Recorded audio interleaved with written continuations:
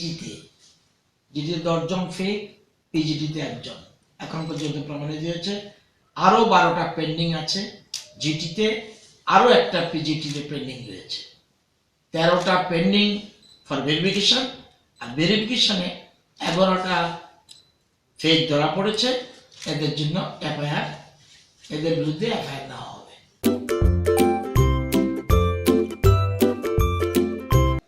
শিক্ষাকে, শিক্ষা ব্যবস্থাকে এবং শিক্ষাঙ্গনকে আরো ইমপ্রুভ করার জন্য, শিক্ষার্থীদের মান উন্নয়নের জন্য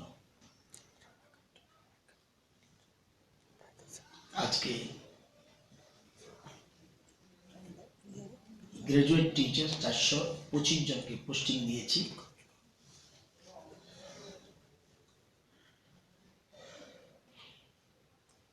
তিনশো বাষট্টিটা স্কুলে গ্রাজুয়েট টিচার আমরা পোস্টিং করেছি। এর মধ্যে ধলাই জেলায় 70টা স্কুলে 79 জনকে আমরা পোস্টিং দিয়েছি। দক্ষিণ জেলায় 75টা স্কুলে 86 জনকে পোস্টিং দিয়েছি। গোমতী জেলায় 65টা স্কুলে 87 জনকে পোস্টিং দিয়েছি। উনকোটিতে 31টা স্কুলে 33 জনকে পোস্টিং দিয়েছি। নর্থে 50টা স্কুলে 53 টিচার্সকে পোস্টিং দিয়েছি। সিপাহীজলা 30টা স্কুলে 41 জন পোস্টিং দিয়েছি। খোয়াই জেলায় 40টা স্কুলে 45 জনকে পোস্টিং দিয়েছি। ওয়েস্টে মাত্র 1 জন ফিজিক্যাল হ্যান্ডিক্যাপ এবং লোকোমোটর, সেজন্য আমরা প্লাস পিজিটি 7 জনকে আমরা পোস্টিং দিয়েছি। ধলাইতে 2, সাউথে 3 জন, উনকোটিতে 1 জন, খোয়াইতে 1 জন। আমরা ওয়েস্ট ত্রিপুরাতে কাউকে পোস্টিং দিইনি, শুধুমাত্র 1 জন দিব্যাঙ্গ, সেজন্য ওকে আমরা এগিয়ে দিয়েছি। জিটিতে ফেক সার্টিফিকেট ধরা পড়েছে 10 জনের, এবং পিজিটি 1 জন ধরা পড়েছে ফেক। তাদের বিরুদ্ধে এফআইআর করা হবে। আর এজ রিল্যাক্সেশনের জন্য অ্যাডভোকেট টিচার ছিল 1 জন, তার রিল্যাক্সেশনের জন্য ক্যাবিনেট লাগবে, সেজন্য এটা রাখা হয়েছে। এছাড়া 12 জন জিটি তারা পেন্ডিং, ভেরিফিকেশন পেন্ডিং রয়েছে, সেজন্য এটা পেন্ডিং রাখা হয়েছে। জিটিতেও 1 জনের পেন্ডিং বাকি আছে, সেটাকে পেন্ডিং রাখা হয়েছে। This is the picture. এটা আমার দায়িত্ব, কর্তব্য আপনাদেরকে জানানো, সেটা জানিয়ে দিলাম। স্কুলের সংখ্যা কতটা কভার করেছি সবটা বলে দিলাম। এতে কোনো রকম মূল উদ্দেশ্য, যেসব জায়গায় শিক্ষক শিক্ষিকা নেই সেখানকে প্রায়োরিটি দেওয়া। আমাদের সরকার জানেন সবকা সাথ সবকা বিকাশ, এই নীতিতে বিশ্বাসী, এবং এই জন্যই আমরা সেখানে ওয়েস্টে আমরা কাউকে দিলাম। ওয়েস্টে আমাদের টিচারের সংখ্যা মোটামুটি আছে, তো সেজন্য আমরা ওয়েস্টকে ছেড়ে দিয়ে বাকিগুলিতে পোস্টিং দিয়েছি। আমাদের সরকার বদ্ধপরিকর, এজন্য আমরা একটা সিদ্ধান্ত নিয়েছি। Tripura land revenue and land reforms act 1960 was last amended in 2013 সংশোধন হয়েছিল। A comprehensive amendment of this act is under examination. এটা আরো সংশোধন করতে হবে, which may take time, একটু টাইম লাগবে। However, it is proposed to amend the act on priority to allow tea garden land for tea tourism, including development of tourism infrastructure and exploring the possibilities of proper utilization of unusable and abandoned areas in tea gardens for generating employment and income to the people living in the tea garden areas. Tea tourism will boost the economy of the state, playing larger role in the economic development and creating opportunities for entrepreneurs in creating opportunities in different sectors, thereby expand employment opportunities. It will also boost the financial condition of the tea gardens with diversification, as tea gardens face periodic setbacks in prices in the marketplace. What is the meaning of tea tourism?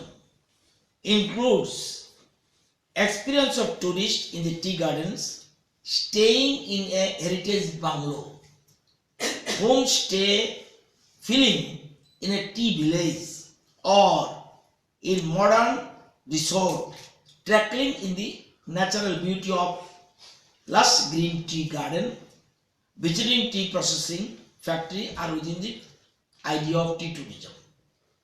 এছাড়াও the tea tourism development wants to promote golf course and theaters and higher hotels. আমরা ঠিক করেছি, কারণ আপনারা জানেন যে considering the above individual tea gardens may be allowed to exploit tourism potential. However, the land meant for tea tourism may be limited to 5% of the total area, subject to maximum limit 20 acres. সেখানে আপনার টি ট্যুরিজমটাকে করতে পারবে, এটা উদ্দেশ্য। আপনারা জানেন যে বর্তমানে ত্রিপুরা রাজ্যে 54টা বাগান রয়েছে, গভর্নমেন্ট সেক্টরে 3টা বাগান রয়েছে, প্রাইভেট সেক্টরে 39টা বাগান রয়েছে, কোঅপারেটিভ সেক্টরে 12টা বাগান রয়েছে, এবং ওই বাগানগুলিতে নাম্বার অফ লেবার্স 10,913 জন শ্রমিক রয়েছে। গভর্নমেন্ট সেক্টরে রয়েছে যে 3টা বাগান, এতে 561 জন শ্রমিক রয়েছে। বেসরকারি বাগানগুলিতে 9,343 জন রয়েছে। আর কোঅপারেটিভ যে সেক্টর, যে বাগানগুলি চলছে, এখানে 1,009 জন শ্রমিক রয়েছে। আমরা দেখেছি যে 2017-তে 8.73 মিলিয়ন কেজি, তার মানে 87,30,000 কেজি প্রোডাকশন হয়েছিল ত্রিপুরার চা। 18-তে 84,55,000 কেজি, এবং আমরা আসার পর 19-এ যদিও বাড়িয়েছি 92 লক্ষ কেজি প্রোডাকশন হয়েছে। কিন্তু আমাদের বিভিন্ন কারণে চা বাগানগুলির পরিস্থিতি দীর্ঘ বছর ধরে সেগুলিকে সঠিকভাবে প্রমোট করা, চা বাগানের শ্রমিকদের স্বার্থ দেখা, বা যারা কর্তৃপক্ষ, সেই কোঅপারেটিভ হোক, সরকারি হোক, বেসরকারি হোক, সেটার দিকে নজর দেওয়া হয়নি। আমাদের রাজ্যে একমাত্র এই চা শিল্পটাই প্রতিষ্ঠিত শিল্প ছিল, কিন্তু সেখানে সঠিকভাবে সেখানে করতে পারি। আমরা চা শিল্পকে এবং চার সাথে যুক্ত যারা রয়েছে, শ্রমিক বলুন বা অন্যান্যরা বলুন, তাদেরকে আমরা যাতে ওই বাগানগুলি যেন আরো এখান থেকে অর্থ উপার্জন করে তাদের কল্যাণে, চা শ্রমিকদের কল্যাণে বা চা বাগানের উন্নয়ন প্রকল্পে তারা যেন খরচ করতে পারে। অপরদিকে আমরা ট্যুরিজমকে, শ্রমিক পর্যটকদের আকর্ষণ করার জন্য আমরা উদ্যোগ করেছি। যদি কোনো বেসরকারি সংস্থা যাদের গার্ডেন রয়েছে, অন্যদের তো আর কিনে পসিবল হবে না, তারা যদি আসে এখানে, যদি ইকো ট্যুরিজম করতে চায়, আমরা তাদের ওয়েলকাম জানাবো। সেজন্য রাজ্য মন্ত্রিসভা এই সিদ্ধান্ত নিয়েছে। এটার জন্য বিল আনতে হবে অথবা অর্ডিন্যান্স আনতে হবে। অর্ডিন্যান্স আনলেও যখন বিধানসভা অধিবেশন হবে তখন এটাকে বিলে অ্যামেন্ডমেন্টের জন্য করা হবে। যদিও এই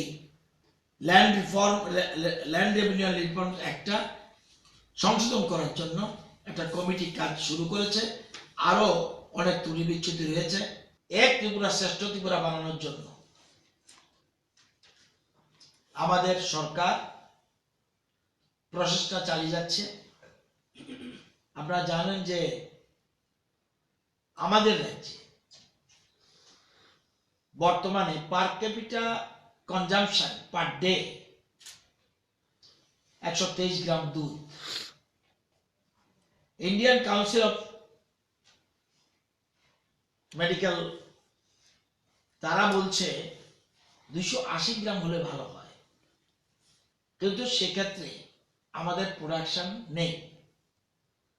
একদিকে প্রোডাকশন বৃদ্ধি করার জন্য, অপরদিকে গ্রামের মানুষরা যাতে স্বয়ম্বর হতে পারে,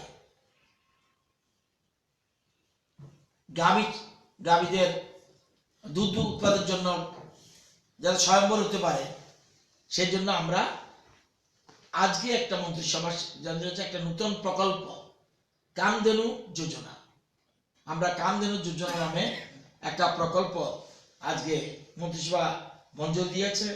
আপনারা জানেন সেন্ট্রাল গভর্নমেন্টের একটা স্কিম আছে, ডায়েরি এন্টারপ্রেনারশিপ ডেভেলপমেন্ট স্কিমস, একটা স্কিম আছে। এই স্কিমের অধীনে কেউ যদি গাভী ক্রয় করার জন্য ঋণ নিতে পারে, তাদেরকে ভারত সরকার ব্যাংকের মাধ্যমে তাদের এই গাভী ক্রয় করার জন্য অর্থ প্রদান করে থাকে, ব্যাংকের মাধ্যমে ঋণের ব্যবস্থা করে।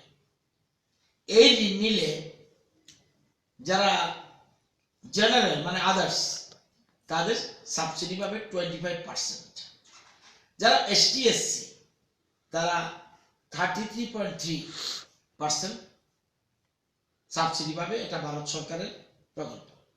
এবার আমরা আরো মানুষ যাতে দুগ্ধ উৎপাদনে ব্রতী হয়, সেজন্য আমরা আরো এটার সাথে যুক্ত করছি আমাদের যারা নেবে তাদের যে সুদ লাগবে। আগে একদিকে সাবসিডি দিচ্ছে, এবার সুদ যদি লাগে সেই সুদের টাকা আমরা দিয়ে দেব যতদিন পর্যন্ত না তাদের ঋণ পরিশোধ না হয়। এতে আমাদের সরকারের ব্যয় হবে 4.5 কোটি, আমরা একটা হিসাব করেছি।